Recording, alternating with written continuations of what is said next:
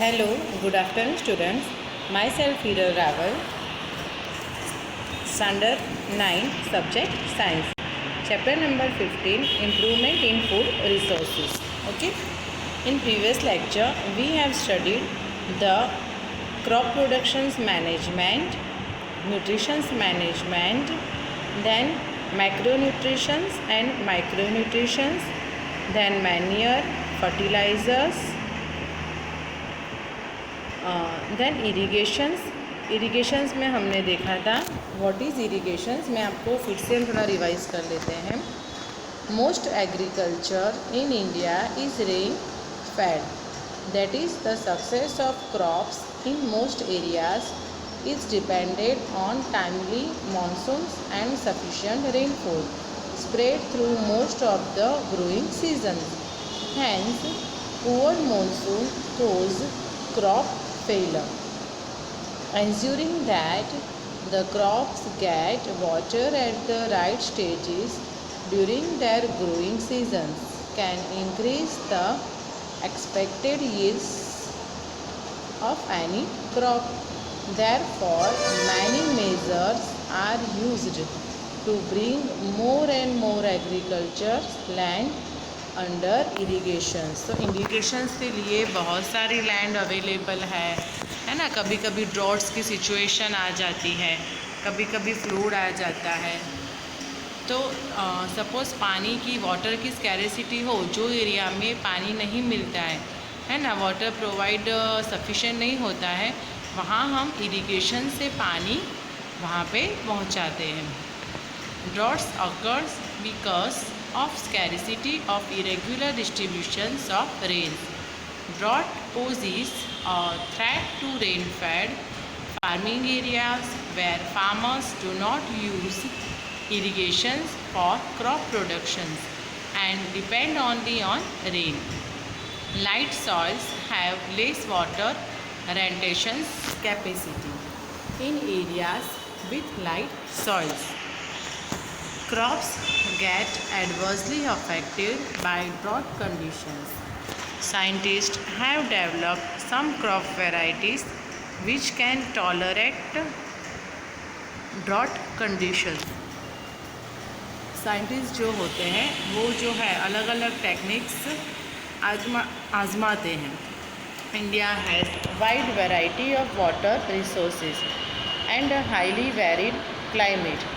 Under such conditions, several different kinds of irrigation systems are adopted to supply water to agriculture lands, depending on the kinds of water resources available. जहाँ जितना पानी चाहिए, जितना available water हो, वहाँ पे हम इरीगेशंस वहाँ सफिशिएंट जो है वो उसका हम जो फ्लो है वो वहाँ पे भेज सकते हैं। This include wells, canals, rivers and tanks.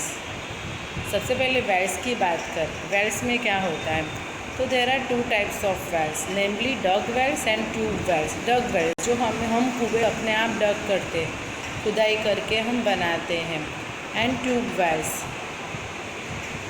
In a dug well water is collected from water bearing स्टार्टा.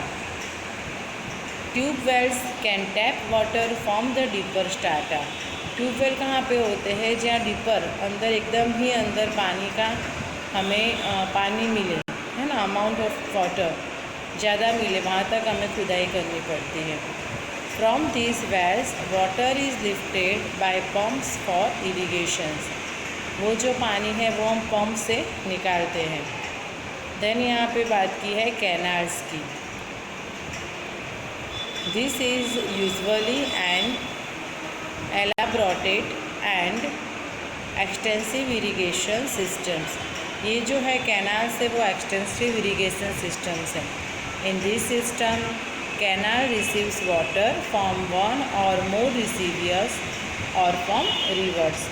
The main canal is divided into branch canals, having further distributions to irrigate fields.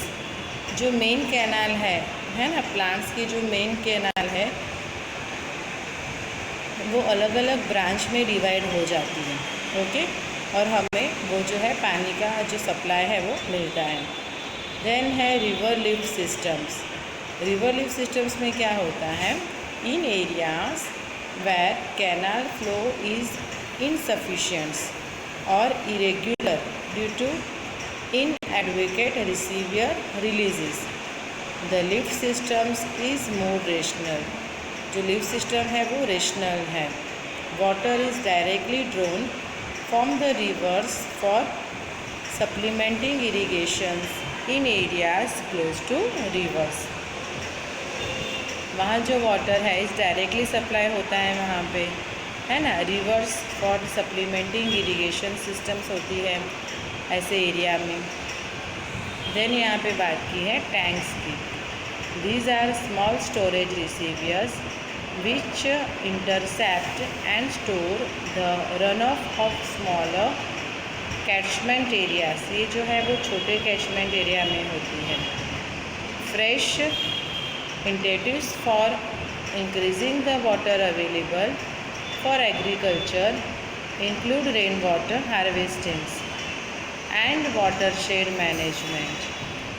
These involves building small check dams which lead to an increase in groundwater levels.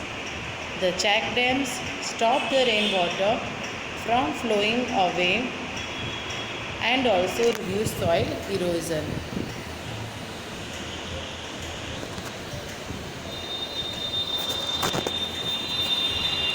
Soil erosion means के soil को जो है वो Eros means के उसको ख़राब होने से बचाते हैं। Then 15.1.2 cropping patterns. यहाँ पे क्रॉपिंग पैटर्न्स की बात की है। Different ways of growing crops can be use to give maximum benefit. अलग अलग टाइप के क्रॉप्स होते हैं, वो मैक्सिमम बेनिफिट मैक्सिमम जहाँ पे मिले वहाँ ये चालू रहते हैं। Mixed cropping is growing 2 or more crops simultaneously on the same piece of land. For example, wheat plus gram, और कभी कभी तो wheat plus mustard भी उगाते हैं, और groundnut plus sunflower। ये मिक्स क्रॉपिंग की बात की है। जो क्या होता है बीच में जो जगह होती, एक जो हमने है ग्राउंड नट्स की डाली, एक सपोज़ यहाँ पे ऐसे फार्मिंग में ऐसे ऐसे छोटे छोटे लाइन होते हैं। सपोज़ यहाँ पे हमने कोई एक क्रॉप प्रोडक्शंस किया है ना फर्स्ट, तो यहाँ पे हम कोई दूसरी क्रॉप प्रोडक्शंस करेंगे, अगेन यहाँ पे हम फर्स्ट क्रॉप प्रोडक्शन करेंगे और यहाँ पे सेकंड। तो ये जो हुआ वो हुआ मिक्स्ड क्रॉप प्रोडक्शंस।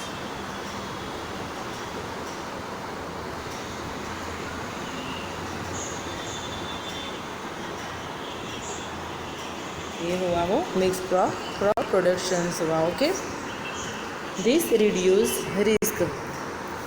इससे क्या होता है, रिस्क रिड्यूस होता है and give some insurance against failure of one of the crops. Okay, then intercropping is growing 2 or more crops simultaneously on the same field in a definite pattern. A few rows of one crop alternate with a few rows of a second crop. थोड़ी जो रो होती है तो वो अलग crops की होती है और दूसरी जो रोज होती है वो अलग क्रॉप्स की होती है।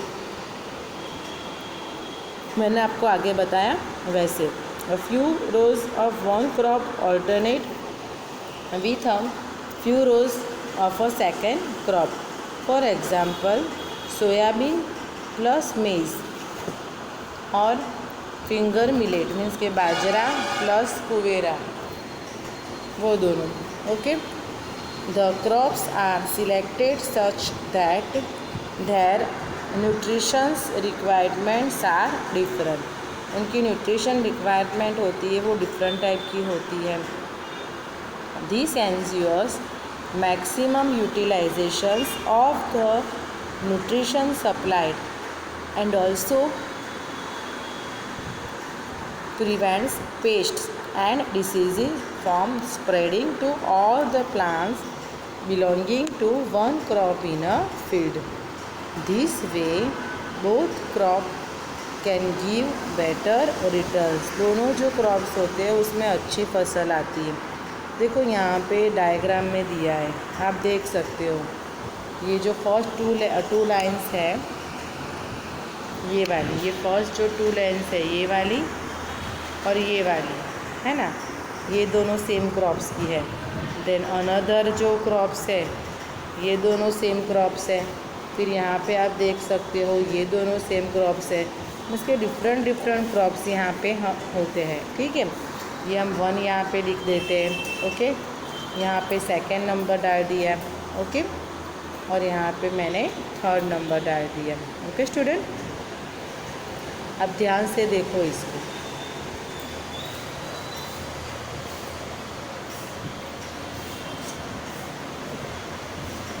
ओके, समझ में आया ना, ठीक है।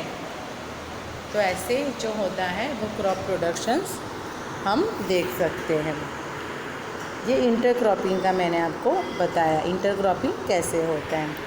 The growing of different crops on a piece of land in a pre-planned successions is known as crop rotations, depending upon the durations.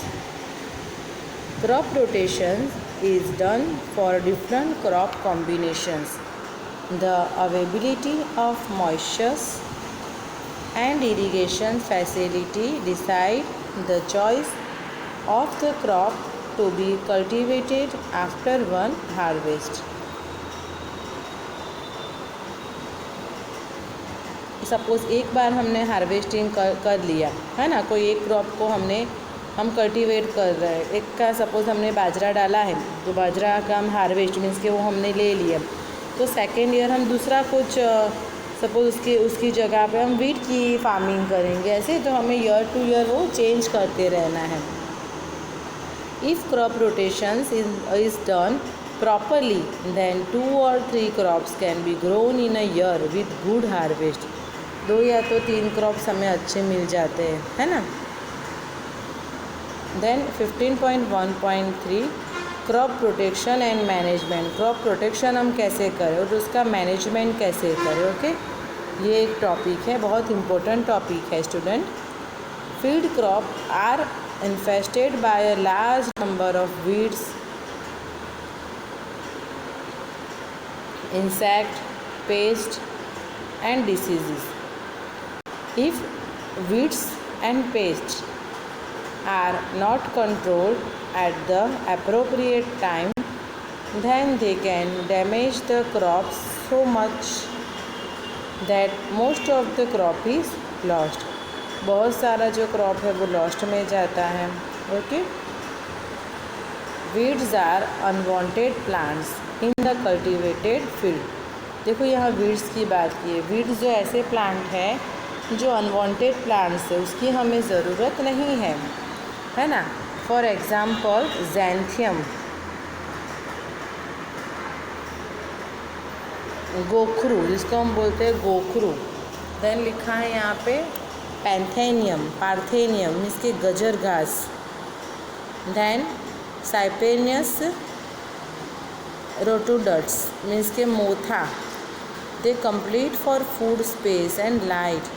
ये जो तीनों का यहाँ नाम लिखा है दिस इज़ वीड्स है, वो हमें ज़रूरी नहीं है, उसको कंप्लीट फूड भी चाहिए, लाइट भी चाहिए, है ना। Weeds take up nutritions and reduce the growth of crop, okay.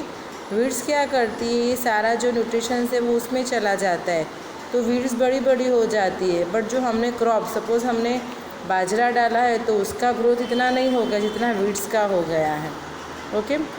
Therefore removal of weeds from cultivated fields during the early stages of crop growth is essential for a good harvest, okay.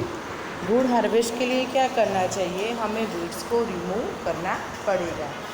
Generally insect pest attacks the plants in 3 ways. First, they cut the root, वो root को cut कर देती है, stem and leaf. Generally, insects pests attack the plants in 3 ways. कोई insects हो वो कौन से वे से अटैक कर सकता है, तो रूट पे अटैक कर सकता है, स्टेम पे अटैक कर सकता है, लीफ खाया जाता है ना। Second, they suck the cell sap from various parts of the plant, वो प्लांट्स के जो जड़ों को एकदम ही खोखला कर देता है। Okay student. देन थर्ड है, they bore into stem and fruits, stem और फ्रूट जो है वो अच्छी फसल नहीं आती है, वो खा जाती है, इंसेक्ट खा जाती है।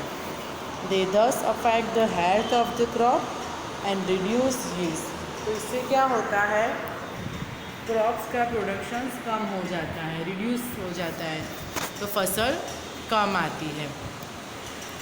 Disease in plants are caused by pathogens such as bacteria, fungi and viruses, ये सारे पैथोजन्स हैं, है ना। कौन से? Bacteria, fungi and virus. उनसे क्या होता है, प्लांट्स में डिसीजेस बढ़ते हैं। This pathogens can be present in and transmitted through the soil, water and air. वो कैसे ट्रांसमिट होते हैं? एयर से, वाटर से, है ना, ऐसे ट्रांसमिट होते हैं, एक से दूसरे में जाते हैं। Weeds, insects and diseases can be controlled by various methods.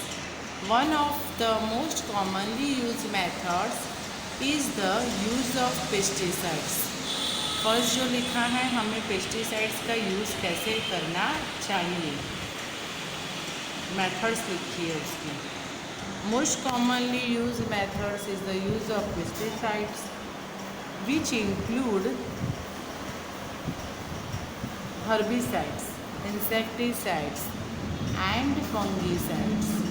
These chemicals are sprayed on crop plants or used for treating seeds and soil. However, excessive use of these chemicals creates problems. हम ज़्यादा use करें ये chemicals का तो वो हमारे लिए harmful है ना, वो प्रॉब्लम क्रिएट करते हैं। Since they can be poisonous to many plant and animal species and cause environmental pollution. इससे क्या होता है, एनवायरमेंटल पॉल्यूशन बढ़ता है। Weeds control method also include mechanical removal. Weeds क्या करती है, वो वीड्स ऐसी मेथड है, मैकेनिकल मेथड है। Then preventive method such as proper seed bed preparation, timely sowing of crops. हमें क्रॉप प्रोडक्शन करना चाहिए पर टाइमली हमें टाइम टू टाइम क्रॉप हमें वहाँ पे डालना चाहिए। Preventive method such as proper seed bed preparations, timely sowing of crops, intercropping and crop rotations also help in weed control, है ना, वीड का कंट्रोल करना चाहिए। सम अदर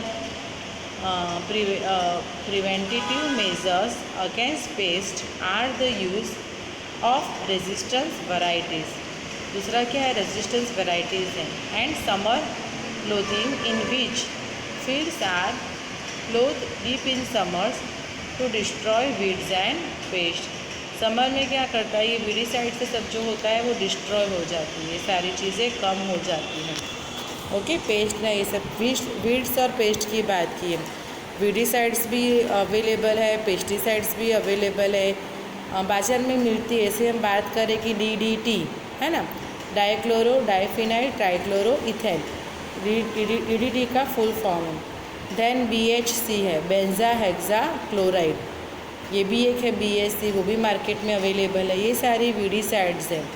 ओके, अगेन यहाँ पे इनबिल्ट क्वेश्चंस है। फर्स्ट है, which of the following conditions will give the most benefits. कौन सी कंडीशन हमारे लिए ज़रूरी है, वाई। फर्स्ट है, farmers use high quality seeds, do not adopt irrigations और यूज़ फर्टिलाइजर्स।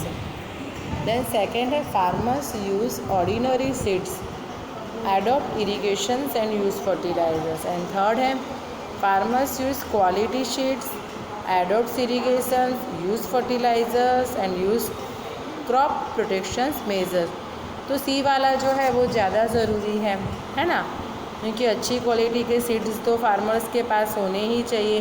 अच्छे सीड्स होंगे तो ही अच्छी फसल हो पाएगी। सीड्स में प्रॉब्लम होगा तो अच्छी फसल कभी भी नहीं होगी। ओके स्टूडेंट, तो इनबिल्ट क्वेश्चन आपको लिखने हैं। मैं टाइम टू टाइम आपको बताती जाती हूँ कि इनबिल्ट क्वेश्चन लिखने हैं और आपको एक्सरसाइज के क्वेश्चन लिखने हैं। Okay student, thank you.